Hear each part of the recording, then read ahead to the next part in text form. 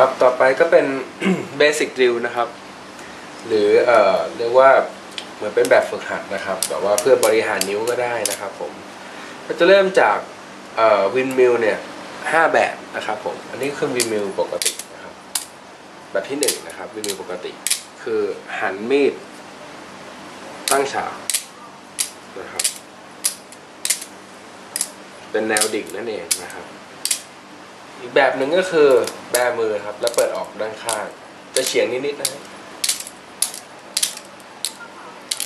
อีกแบบหนึ่งคือคว่ำมือแล้วเปิดครับอันนี้คือแบบที่3นะคว่ำมือแล้วเปิดต่อไปแบบที่4นะครับคือการจับจาก reverse grip นะครับปล่อยนะฮะกำแบสะบัดนะครับคอนเซ็ปต์เหมือนเดิมนะครับโดยถือเป็นวินมิลนะครับปล่อยกำแบสะบัด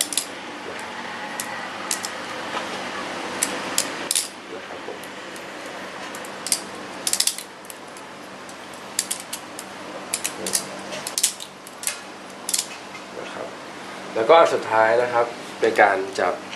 เหมือนกับคีบตะเกียบนะครับปล่อยอันล่างแล้วก็สะบัดข้อมือช่วยนิดนึงนะครับ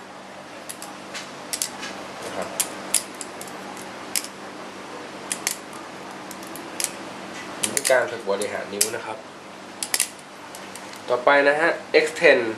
horizontal นะครับปกติ horizontal คือ1 2 3แล้วเปิดนะครับ1 2 3เปิด1 2 3ปิดนะครับ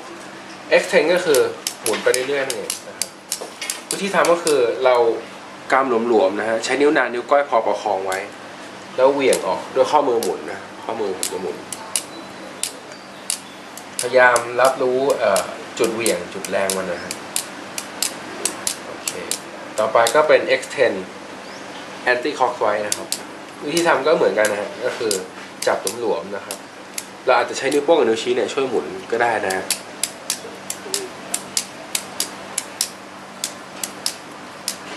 ต่อไปก็เป็น extend reverse grip นะครับ extend คือยืดออกไปนั่นเองปกตินี่คือ reverse grip ปกติของเรานะครับ extend ก็คือเหวี่ยงไปเรื่อยๆถ้าอันนี้จะยากหน่อยนะครับเพราะว่าเวลาเราเหวี่ยงออกมาเนี่ยเนื่องจากว่าแนวเนี้ยแรงดูดโลกมันดึงมีดลงนะฮะเพราะฉะนั้นช่วงข้อนิ้วชี้นิ้วโป้งเนี่ยทุกครั้งที่เหวี่ยงเนี่ยจับเนี่ยนะครับเราจะต้องใช้นิ้วช่วยดึงกลับขึ้นมานิดหน่อยเสมอนะฮะอันนี้อธิบายยากนะครับต้องลองทำดูนะครับต่อไปก็คือ over twist นะครับกับ fanning twist ปกติคือเราหมุนนะครับ180องศานะครับ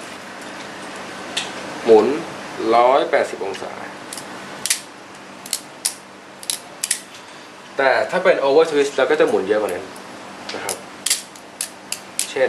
อย่างนี้นะครับหมุนไปเลยนะครับ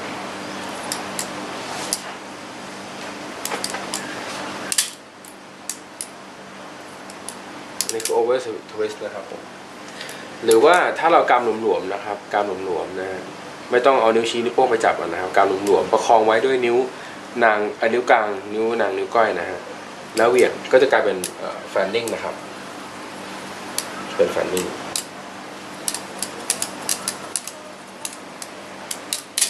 ครับผมอันนี้ก็เป็น basic drill นะครับ5อย่างนะครับก็